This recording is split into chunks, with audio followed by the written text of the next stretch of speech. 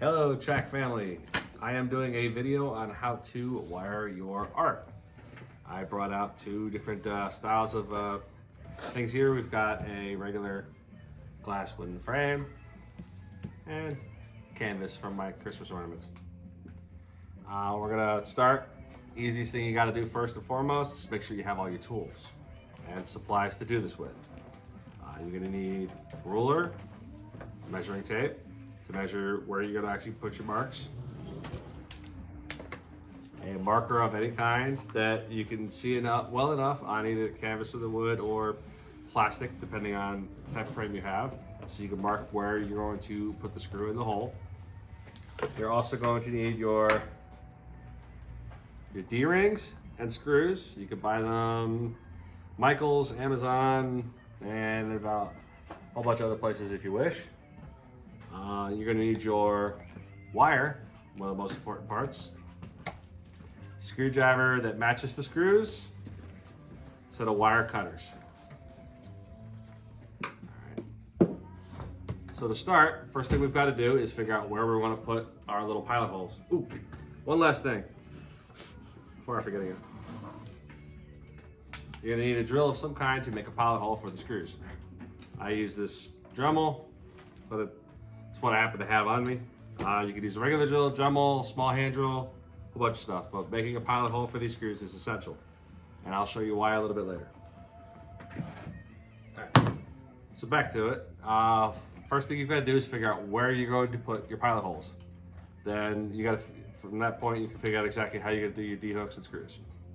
So first thing you got to do is figure out what's your size frame you're working with. I've got the outside of the frame is 9.5 by 11.5. The biggest thing that concerns us at this particular moment is the 9.5. The 11.5 will come into play a little bit later. So I went through. When you're doing your marks for the holes, you want to make the D-hook's going to be about a third of the way down the frame. And same with the canvas. You want it about a third of the way down the frame. So this was 9.5, so we did 3 and what is that? 2 or 3/16. We did that just so it's about a third of the way down.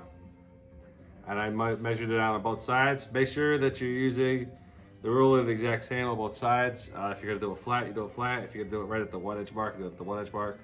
This way your holes are exactly the same on both sides. All right, once you've got your stuff marked out, like I said, I used the marker to mark them out a little bit earlier, if you can see them. I'll make them a little brighter, just to make sure you guys can see them there. I'm using this paint marker. You can use paint marker, Sharpie, pencil if you're able to see that. It's fine, as long as it gives you a base mark for where you're gonna put your hole. Then, you're gonna take your drill. I use it. One or two bits I'll use is a 1/16 or a 5/64 bit. You're not trying to make the hole specifically big enough for the screw.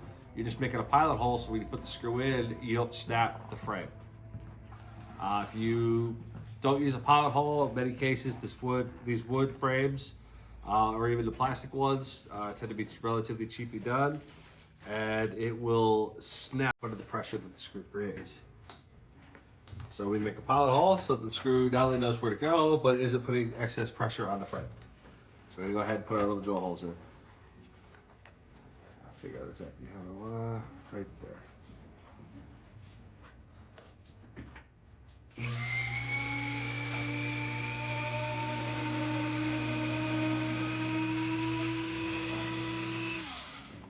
All right, it's that easy. You don't want to go the entire depth of your bit. You want to go, if you look, I've got my bit on here set about the depth of the screw. That's all you really need. And even then, you could probably only go about 2/3 of that. You don't need to go all the way down. You don't have to accidentally go through your frame. Make sure you check your frame before you drill to make sure that the drill bit won't pop out the other side. We'll go ahead and get the other side done here, and then we'll move on to our next step.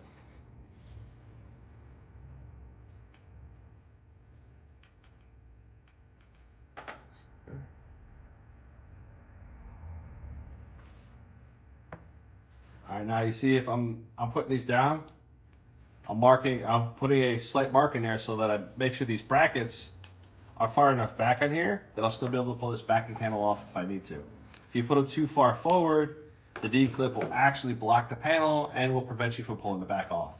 Now, if you've already got the art in there, that's fine. You can do that, and you want to make sure nobody can open it up. That's great. But like this one, I don't have anything in it at the moment. I want to be able to make sure that I can pull the panel off. Go ahead and get this one done.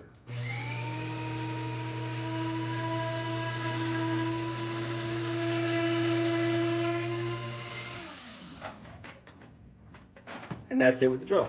Get rid of all that. Okay. So next thing we're going to do is we're going to go ahead and put the D-hooks in. Take your screw, your D-hook. D-hooks have two different sides on them. You've got a bent curved side and a flat side. You want to make sure the flat side is on your paving. The curved side should be away from it. This makes it so that the D-hook will bend and flex as needed when it's on the wire.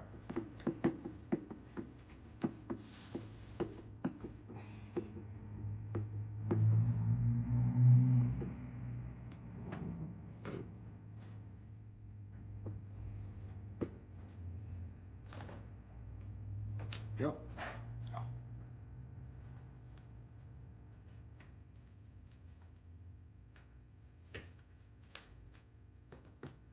When you tighten these down, make sure not only the screws go all the way in, but you make it nice and snug. You don't want to over tighten it, and you don't want to use a drill to put these in. Two reasons why you want to do it by hand. One is it's a lot easier to make sure that you have the right tightness. Two, if you use a drill, you can over tighten it and strip out the hole you just made a pilot hole for, which would completely make the hole useless. So doing it by hand, you can sit there and get it nice and tight, and if the D-hook goes a little off, you can use the hand screwdriver to shift it as needed. All right, once you've got them in there nice and tight, you can take your wire. I got a spool of strand wire here. It's got a rubberized coating, so it's less likely that I'll hurt myself with the wire. You can use whichever brand or style suits you best, suits your art best. I like this just because it's family friendly and kid friendly and people friendly, and I have a lot of scars on my fingers. You're gonna put it through about 1.5 inches, relatively. Let's see how close I got. Look at that, dead on, 1.5 inches. For bigger pieces, you're gonna go farther. For smaller pieces like this, 1.5 inches is more than enough. You gotta bend it, fold it back, and then you're going to tightly wrap this.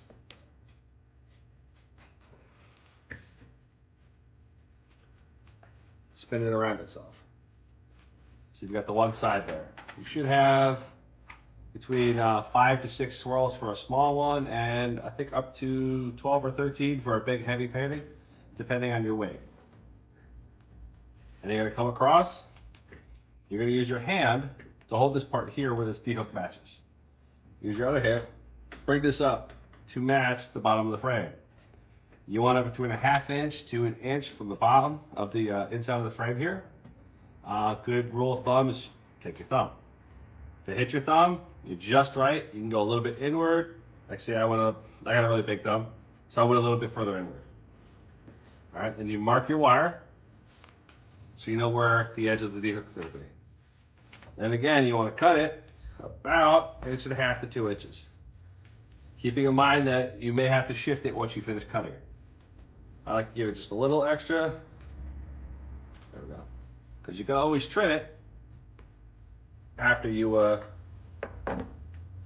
finish. You go ahead and hook your wire back up here. Put that aside for now. You're gonna take it, put it in place, fold it over, then you're gonna double check.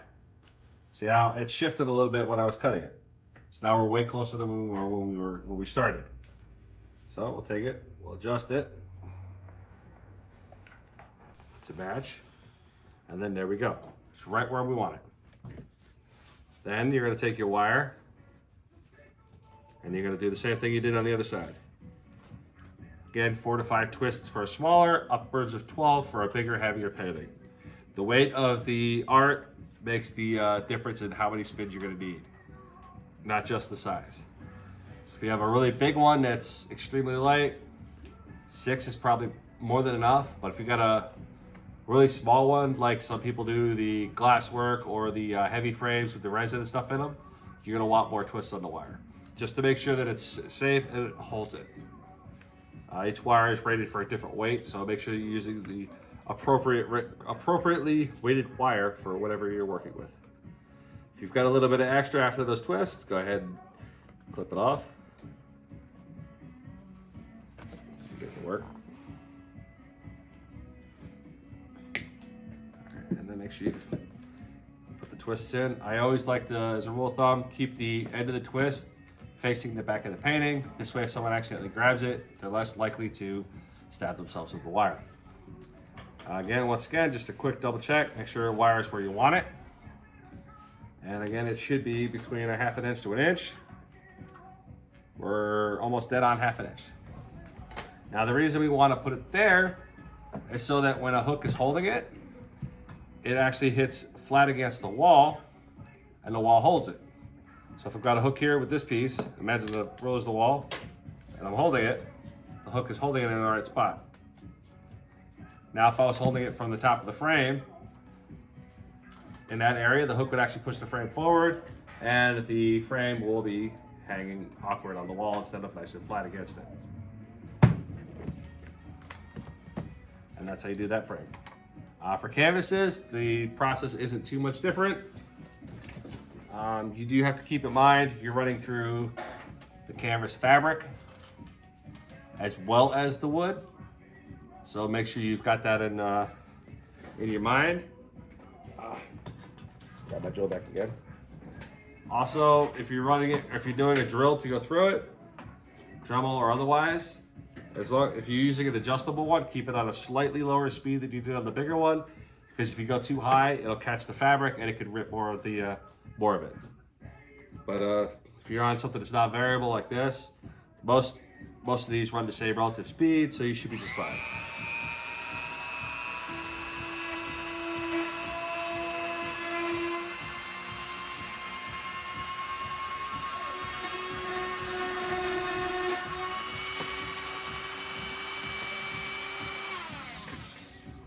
There we go. Again, with this, I measured it about 1/3 of the way down. And if you notice, I did put little markers in there. But use blue on this because it shows up a little easier. So now we know exactly where the holes go. Same process for the D-rings. You're gonna take the D-ring after you get the hole made, put it in the hole. Now, normally I wouldn't do it on one of this size, but this is what I had to work with for you guys. You get it in there. Get it nice and tight. Again, when it's nice and tight, your D-ring shouldn't move left and right. It should stay perfectly squared off. All right, same thing with this, you put the other one on the other side. So I got more screws here.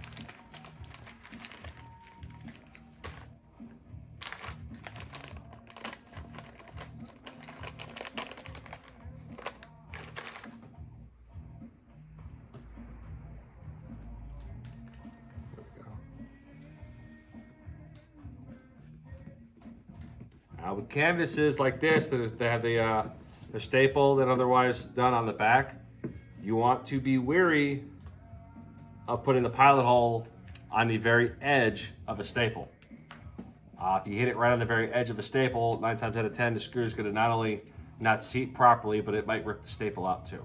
I have had that happen once or twice, so be careful with that. It's okay to be a little close, but you don't want to be right on it. And there we go. And from that point on, the process is exactly the same. For these, I tend to use the bottom of whatever the fabric on top is versus the frame itself, because the fabric's going to interfere with anything no matter how you hang it. So if you're spacing it off the fabric versus the frame, you have a better chance of having it flat against the wall versus slightly crooked. And I believe that's about it. Thank you for watching our little training video. If you have any further questions, please email one of us or send us a message on Facebook. And we'll be happy to answer anything you've got.